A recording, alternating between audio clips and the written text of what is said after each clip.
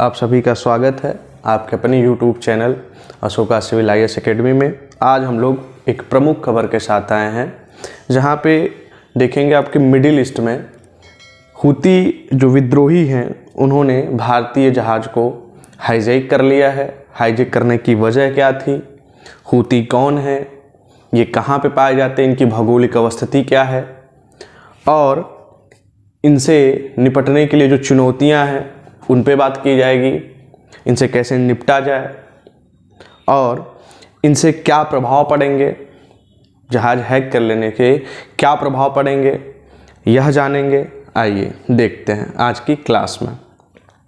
तो हम बात कर रहे थे कौन है हूती।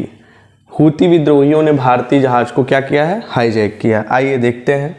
हूती समुदाय जो है उन्होंने भारतीय जहाज़ को, आप देखेंगे मालवाहक जहाज़ है जिसको लाल सागर के पास उन्होंने क्या कर लिया है, हाईजैक कर लिया है। हाईजैक का कारण क्या रहा, क्या प्रमुख कारण थे, आइए देखते हैं। हूती समुदाय कहाँ पाए जाते हैं, इनकी अवस्थिति क्या है।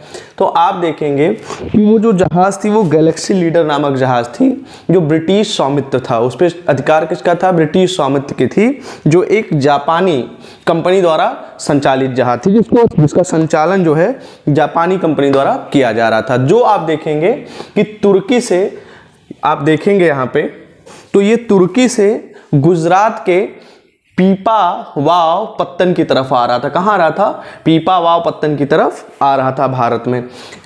इस जहाज को आप कहाँ पे इसको कैद किया गया, लाल सागर में। आप देखेंगे तो यमन के पास, कहाँ पे, यमन। यमन क्या है, आप देखेंगे एक मिडिल ईस्ट का देश है और आप देखेंगे तो मिडिल ईस्ट में बहुत तनावपूर्ण माहौल है इस समय मिडिल ईस्ट में। तो आप देखेंगे तो मिडिल ईस्ट में अभी भी यहाँ पे कोई अस्थाई सरकार या अस्थाई सत्ता नहीं। कुछ प्रांतों में, यमन के कुछ प्रांतों में आप देखेंगे तो ये जो हूती समुदाय है, जो ये एक जनजातीय समुदाय है, एक ट्राइबल है, ये बहुत जगह पे इनका क्या है, आधिपत्य है, कब्जा है। तो इन्होंने लाल सागर में, यहाँ से प्रश्न बन सकता है, आपको जहाज का नाम पूछ सकता है। गैलेक्सी लीडर किसकी स्वामित्व थी, जहाज ब्रिटिश स्वामित्व वाला था, किस कंपनी का संचालन था, यानी जापान से। तो यहाँ पे कौन कौन से देश प्रभावित हो रहे हैं आप देखेंगे तो पहला है ब्रिटिश और जापान और भारत, क्योंकि वो भारत के लिए आ रहा था। कहाँ पे आ रहा था, गुजरात के, आप देखेंगे गुजरात के पीपावाव तट पे आ रहा था। उसको लाल सागर में उसको क्या कर लिया गया, आप देखेंगे हाईजैक कर लिया गया। और कहाँ पे, यमन के बंदरगाह शहर के होदे-ईदा, देखिए होदे-ईदा के तट पर लगभग 150 किलोमीटर दूर इरिटिया के तट के पास क्या कर लिया गया, हाईजैक कर लिया गया। अब हाईजैक उन्होंने कर लिया क्योंकि आप देखेंगे तो जब हम तुर्की से गुजरात, अच्छा हम जल मार्ग का ही इस्तेमाल क्यों करते हैं, क्योंकि सभी मार्गों में, चाहे वो वायु मार्ग हो चाहे वो स्थल मार्ग हो, सबसे ज्यादा जो कम खर्च आता है वो आप देखेंगे जल मार्ग में आता है। शुरू से अगर हम देखें तो भी जो व्यापारिक गतिविधियां थी वो सबसे ज्यादा कैसे थी, आप देखेंगे तो जल मार्ग के द्वारा थी। भारत की खोज को भी आप देखेंगे तो वो क्या थे, जल मार्ग के द्वारा ही वो भारत में आए। ठीक है, तो जल मार्ग जो है बहुत ही प्रसिद्ध है और यह पारंपरिक है, एक तरीके से बात करें तो पारंपरिक है। ठीक है, अब आते हैं, देखते हैं इस जहाज के हाईजैक करने के बाद जो सबसे पहला जो प्रतिक्रिया व्यक्त की गई वो सऊदी अरब का एक संगठन है। उस संगठन के द्वारा यह कहा गया कि यह कृत्य जो है कि सशस्त्र समूह द्वारा, सशस्त्र समूह, सशस्त्र मतलब शस्त्र सहित, एक सशस्त्र समूह द्वारा समुद्री डकैती की गई, यानी इसको कहते हैं पायरेसी। ठीक है, याद रखिएगा। इसका जो सबसे पहला विरोध किया, जो सबसे पहली बात की वो सऊदी अरब ने किया। जो सऊदी अरब का जो संगठन है वो किन देशों से मिलकर बना है, आप प्रश्न में देखेंगे तो आप देखेंगे जो पहली बार आपको देखने को मिलेगा वो पश्चिम एशिया के देश हैं और उत्तरी अफ्रीका। सऊदी अरब का जो नेतृत्व है जो उस संगठन का, उसमें कौन कौन से, सब 9 देशों का एक गठबंधन है जिसने कहा कि ये आरोप लगाया कि जो यह कृत्य किया गया है यह सशस्त्र विद्रोहियों के द्वारा यह कृत्य किया जाया है जो समुद्री डकैती करते हैं। समुद्री, ये आम बात नहीं है, ये बहुत पहले भी व्यापारिक मार्गों में आपको देखना, जब व्यापारिक गतिविधियां थी जल मार्ग के द्वारा तो ऐसी डकैतियां होती थी। ठीक है, आगे देखते हैं। तो पूछेगा कि जो सबसे पहला सऊदी अरब का जो गठबंधन है वह कहाँ का है, तो पश्चिमी एशिया के कुछ देश हैं और उत्तरी अफ्रीका के। सब कितने देश हैं इस संगठन में? तो सब 9 देश हैं। ठीक है, आगे देखिए, आपको देखिए यहां देखने को मिला है। मैं यहां से आपसे एक प्रश्न पूछना चाहता हूं मैपिंग में कि भारत का सबसे पुराना बंदरगाह कौन सा है? आप बताइएगा कि यहाँ पे भारत का सबसे पुराना बंदरगाह कौन सा है। चलिए आइए आगे देखते हैं कि लाल सागर में कैसे व्यापारिक गतिविधियां हैं, क्या है लाल सागर से, आज से हो रही हैं, पारंपरिक हैं। तो आइए देखते हैं। तो आप देखेंगे लाल सागर जो है, रेड सी, यहाँ पे देखिए हमने पूरी आपको समझाने का प्रयास रखा है, इसलिए रखा है यहाँ से प्रश्न हर बार आपको देखेंगे मैपिंग से प्रश्न बनते हैं। और एक बार यदि हमको मैप के द्वारा यह बात समझने में आसानी हो जाए तो बहुत ही आसान हो जाता है, ठीक है, किसी प्रश्न को हल करने के लिए। आइए देखते हैं। तो कह रहा है कि लाल सागर समुद्री जल की एक संकीर्ण पट्टी है। क्या है? जो लाल सागर की जो व्यापारिक गतिविधियां होती हैं वह एक बहुत संकीर्ण यानी पतली पट्टी है। आप देखेंगे लाल सागर से होते हुए वह बहुत ही पट्टी जो सुएज नहर के दक्षिण पूर्व में, आप देखेंगे तो सुएज नहर के, ये देखिए ये रेड सी है ना, देखिए आप यहां से देखिए ये रेड सी है, रेड सी। तो ये क्या है? बहुत ही संकीर्ण है। ठीक है, यह बहुत ही संकीर्ण पट्टी आप देखेंगे, इसी के माध्यम से क्या होता है आप देखेंगे तो व्यापारिक गतिविधियां होती हैं। ठीक है, और सुएज, और यहीं पे आप देखेंगे तो यमन देखिए कहां पे, यमन देख रहे हैं आप, यमन देख रहे हैं, यहीं पे उन्होंने क्या किया है, यहां पे देखिए ये है ना बाब अल मंदाब, देखिए बाब अल मंदेब की जो जल संधि है जिसे अदेन, यहां आप देखते हैं ये बहुत ही प्रसिद्ध है, या हर प्रश्नों में पूछता है कि बाब अल मंदेब की जल संधि के बारे में आपसे पूछेगा। तो यहीं पे उन्होंने यमन के जो यहूदी हैं उन्होंने क्या कर लिया है, हाईजैक कर लिया है। यहीं पे क्या कर लिया आप देखेंगे तो हाईजैक कर लिया है। ठीक है, अभी मैंने बोला कितने, 150 किलोमीटर, कहां पे, इरिटिया था ना अभी आपको, इरिटिया से लगभग 150 किलोमीटर की दूरी पे वो क्या करें, उसी तट पर उन्होंने क्या किया, उसको हाईजैक कर लिया है। ठीक है, आइए आगे देखते हैं। जो सुएज नहर के क्या है, दक्षिण पूर्व में, आप देखेंगे ये स्थिति कहां पे है, सुएज नहर के दक्षिण पूर्व में क्या है, रेड सी की बात करा है, तक फैली हुई है। आगे देखते हैं, यह बाब अल मंदेब से होकर कहां तक जाती है, अदन की खाड़ी तक। यहां से देखिए यह कहां तक जाती है, अदन की खाड़ी तक। ये देखिए बाब अल मंदेब की जल संधि है जो किससे जोड़ती है, अदन की खाड़ी से जोड़ती है। ठीक है, खाड़ी देशों से। और फिर आगे कहां जाके मिल जाएगी, कहां मिल जाएगी, भारत में जाना है तो कहां मिल जाएगी, अरब सागर। कहां मिलेगी आपको, देखिए आपको अरब सागर होते हुए वो क्या करेगी, भारत में प्रवेश करते हैं। ठीक है, समझिए लाल सागर से होते हुए जो व्यापारिक मार्ग है वह क्या है, बहुत ही संकीर्ण पट्टी है जो सुएज नहर के, जो बहुत फेमस है, आप इसके बारे में जानते होंगे, उसके दक्षिण पूर्व में कहां तक है आप देखेंगे, बाब अल मंदेब की जो जल संधि है उससे होते हुए यह कहां जाती है, बाब अल मंदेब से अदन की खाड़ी से जुड़ती है, और अदन की खाड़ी से होते हुए कहां तक जाएगी आप देखेंगे तो यह अरब सागर होते हुए जाती है। आइए अब देखते हैं कि लाल सागर का जो है व्यापार का महत्व क्या है, क्यों इतना फेमस है। तो आप देखेंगे यह एक अंतरराष्ट्रीय व्यापार और तेल गैस के आयात निर्यात के लिए एक बहुत प्रमुख समुद्री मार्ग है। ये किसके लिए फेमस है, अंतरराष्ट्रीय व्यापार है तो फेमस है, आप देखेंगे जिसमें लिए क्यों प्रसिद्ध है, तेल व गैस के लिए और आयात व निर्यात के लिए एक महत्वपूर्ण समुद्री मार्ग है। अरब देशों के कुल निर्यात का देखिए कितना फेमस है कि खाड़ी देश जो हैं, जो अरब के देश हैं, उनमें व्यापार के लिए लगभग 93 से 100%, भाई इसका कोई हल्का फुल्का नहीं है, मतलब लगभग 100% के बराबर यह व्यापारिक महत्व रखता है।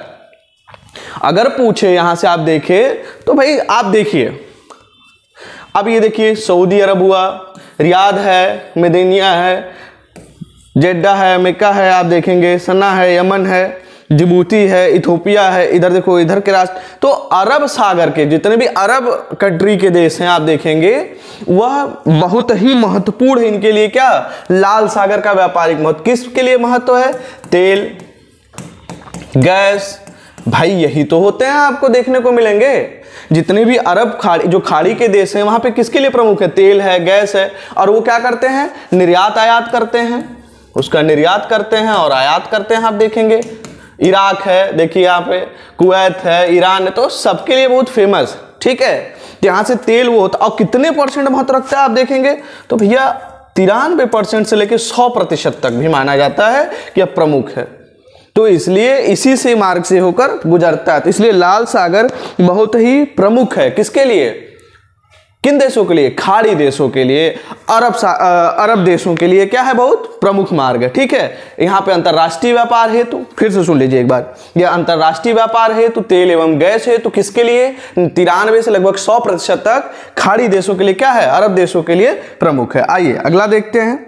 और देखिए क्या प्रमुख बातें हैं, और भी देखिए बहुत जबरदस्त बात आपको देखने को मिलेगी कि समुद्री मार्ग से भेजा गया लगभग जो कार्गो होता है 10% कार्गो जो है वो लाल सागर से होकर ही जाता है। इसे यूरोप के साथ किया जाने वाला अधिकतर एशियाई व्यापार भी शामिल, यानी यूरोप से जो व्यापार होते हैं एशियाई देशों के लिए, उसके लिए भी लाल सागर क्या है? बहुत ही प्रमुख है। एशियाई देश, एशिया में ही तो सऊदी अरब है, रियाद है, आप देखेंगे सऊदी है, और भी देश हैं। एशिया में भारत है, चीन है। तो इन सब के लिए यूरोपीय देशों से अगर व्यापार करना है तो हम क्या करेंगे? यूरोपीय देशों से एशियाई देशों में जाने के लिए क्या लाल सागर की महत्ता नहीं? बिल्कुल महत्ता है।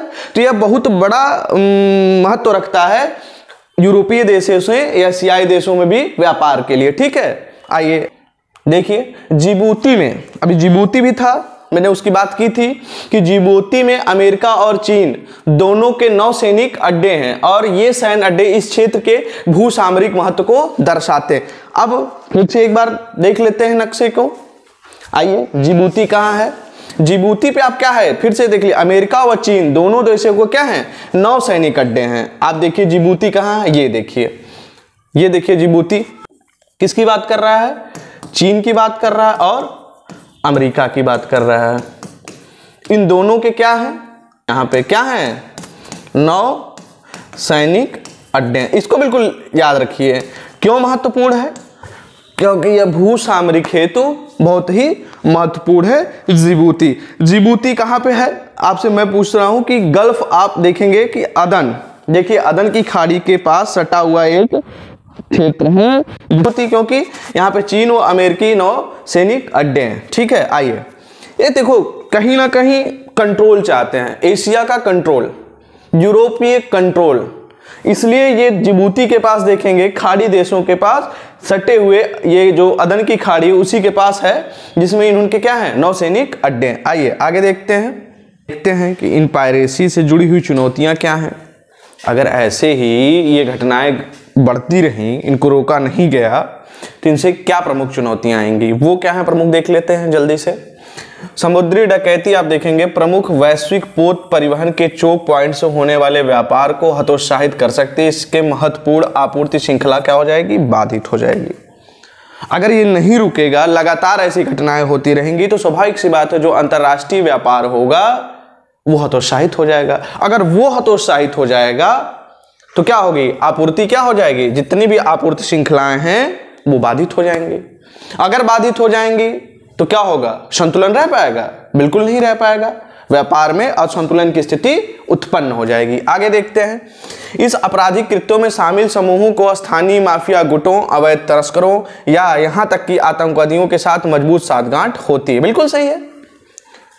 जो ये गतिविधियां होती हैं उसमें स्थानीय माफिया गुट, अवैध तस्कर और आतंकवादियों का भी क्या होता है? समर्थन होता है, साठगांठ होता है। आगे देखते हैं। जहाजों को समुद्री डकैती वाले क्षेत्रों की ओर से न ले जाने के, अन्य मार्ग ले जाने के लिए अतिरिक्त ईंधन की आवश्यकता होगी। बिल्कुल सही बात है। शिपिंग बीमा प्रीमियम में वृद्धि होने के कारण परिचालन की लागत बढ़ जाती। हम रास्ता बदल दें, हम ना जाएं। अगर हमको यहाँ से यहाँ तक जाने में अगर 150 किलोमीटर लग रहा है, 150 किलोमीटर है, अब यहाँ पे कोई ये चौक पॉइंट हो जहाँ पे डकैतियाँ हो रही हो, अब यहाँ से हमको जाने के लिए इतनी दूर का रास्ता अगर तय करके इस पार आना पड़े तो यह दूरी कितनी हो जाएगी? लगभग 200 से 250 किलोमीटर चलना पड़े। तो 250 किलोमीटर जाना पड़ेगा तो क्या होंगे? ईंधन की आवश्यकता अधिक होगी, ईंधन अधिक खर्च होंगे, समय अधिक लगेगी। आप देखेंगे तो इससे क्या होगा? परिचालन के लागत में क्या हो जाएगा? वृद्धि हो जाएगी।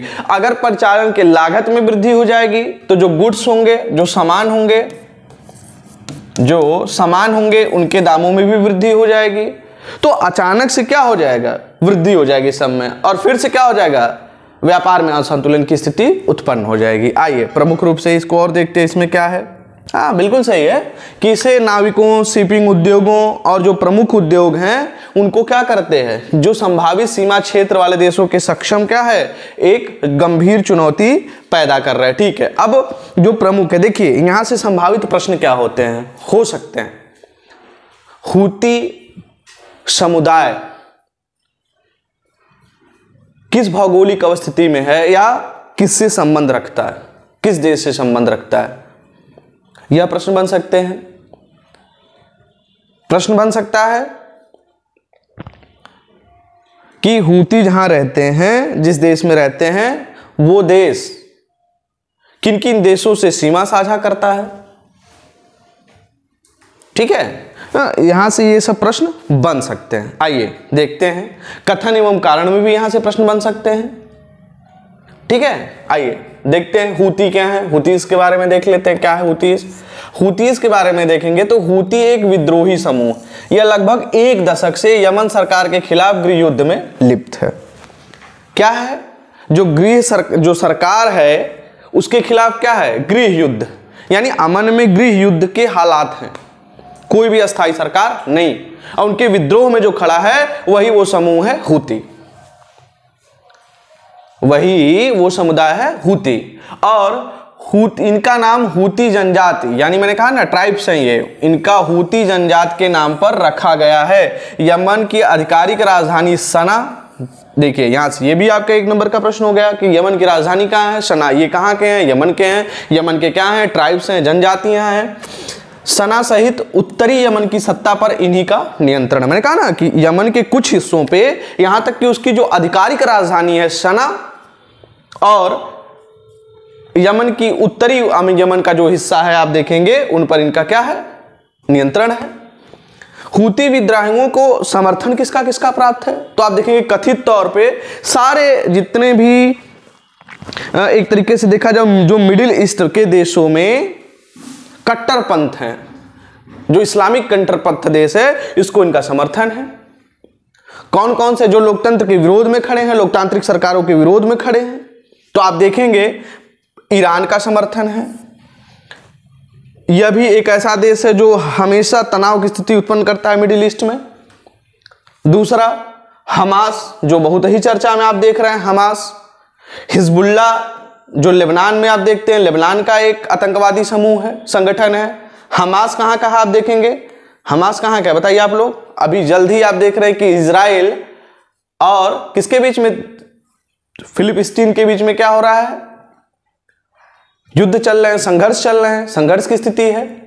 तो ये उसी गाजा में रहने वाला एक संगठन है हमास, जो कथित तौर पे यह कहा जाता है कि ये अपनी फिलिस्तीन की लड़ाई के लिए लड़ रहे हैं, और लड़ाई ऐसी है कि जो बिल्कुल बर्बर है, असभ्य है, जंगली है, ऐसे नहीं लड़ना चाहिए आजादी।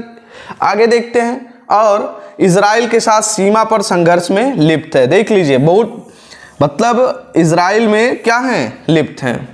ठीक है, आइए नेक्स्ट देखते हैं, समझ गए हूती क्या है। अगला प्रश्न, अगला देखते हैं इस पे। तुर्कियों में रहे स्थल सूरीनाम। सूरीनाम इस समय बहुत ही चर्चा में प्रमुख स्थल के रूप में क्यों है, आइए देखते हैं। प्रमुख क्यों सूरीनाम, आप देखिए पहले सूरीनाम की स्थिति देख लीजिए, सूरीनाम की स्थिति देख लीजिए आप। ठीक है, देखिए सूरीनाम की स्थिति देखिए, सूरीनाम कहाँ है, यहाँ उसके पास में क्या है देखेंगे आप, फ्रेंच गुयाना है, और उसके बाद आप देखेंगे इधर तो ये क्या है, ये देख लीजिए वेनेजुएला है। ठीक है, सूरीनाम देखिए, सूरीनाम के आसपास देख लीजिए, आप देख लीजिए। इसमें एक स्थान देश है आप देखेंगे बोलोविया, जो स्थल अवरुद्ध देश है, यहाँ पे आप देखेंगे। ठीक है, इसके उत्तर में देखेंगे अटलांटिक ओशियन है, इसके इधर देखेंगे पश्चिमी ओशियन है। ठीक है, चलिए आइए देखते हैं, बात क्यों करते हैं, क्यों यह प्रमुख इस समय चर्चा में क्यों है यह स्थल। तो आप देखेंगे कि सूरीनाम में एक अवैध सोने की खदान जो है क्या हो गई है, ढह गई है, इसलिए ये क्या है, इस समय प्रमुख चर्चा में है। तो सूरीनाम से भी प्रश्न बन सकते हैं कि सूरीनाम किन किन देशों से अपनी सीमा साझा करता है। अधिकतर प्रश्न वर्ड मैपिंग से ही बनाए जाते हैं, आप देखेंगे अधिकतम मैप से ही पूछते हैं, यहाँ से प्रश्न आपको बनेंगे। अगला चीज देखते हैं क्या है, इसकी भौगोलिक स्थिति क्या है, प्रमुख सोने की एक अवैध खदान ढह गई, इसलिए चर्चा में है।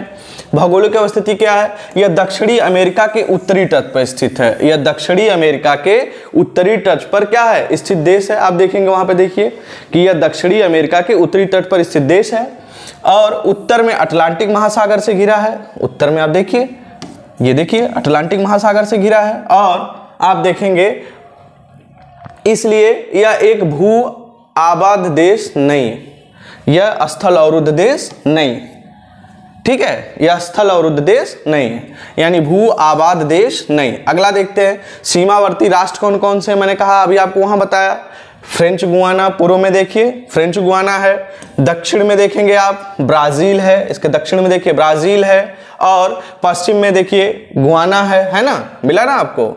चलिए अगला देखते हैं, इसकी भौगोलिक विशेषताएं, ये प्रमुख क्यों है, इसकी भौगोलिक विशेषताएं क्या हैं? तो आप देखेंगे वनस्पति में मुख्य रूप से यहाँ पे कौन से वन पाए जाएंगे? उष्णकटिबंधीय वन पाए जाएंगे। मैं आपसे पूछता हूँ उष्णकटिबंधीय वर्षा वन कितने अक्षांश से कितने अक्षांश के मध्य पाए जाते हैं? आप लोग ये बताइएगा कि उष्णकटिबंधीय स्थिति जो होती है वह कितने अक्ष से कितने अक्षांश के बीच में पाई जाती है। आगे ये देखते हैं, उच्चतम बिंदु क्या है? Juliana top. पूछ सकता है कि सूरीनाम का सबसे उच्चतम बिंदु कौन सा है? जूलियाना टाप है। और प्रमुख नदियां कौन सी हैं? मारोवाइन है, कोरेंटीन है, कोपेनाम है और सूरीनाम। सूरीनाम भी वहां की क्या है? नदी है, कोपेनाम है, कोरेंटीन है और मारोविन है। और इसकी जो प्रमुख खनिज संसाधन है, जो खनिज के लिए प्रसिद्ध है, वह किसके लिए? बॉक्साइट के शीर्ष उत्पादक देशों में से एक है। सूरीनाम क्यों प्रसिद्ध? खनिज में सबसे ज्यादा यहाँ पे बॉक्साइट पाया जाता है, ठीक है। आइए अब इन्हीं के साथ आज की जो आपकी करंट अफेयर्स की क्लास है उसको समाप्त करते हैं। फिर मिलते हैं अगले टॉपिक्स के साथ नए दिन। तब तक के लिए आप सभी लोगों को धन्यवाद।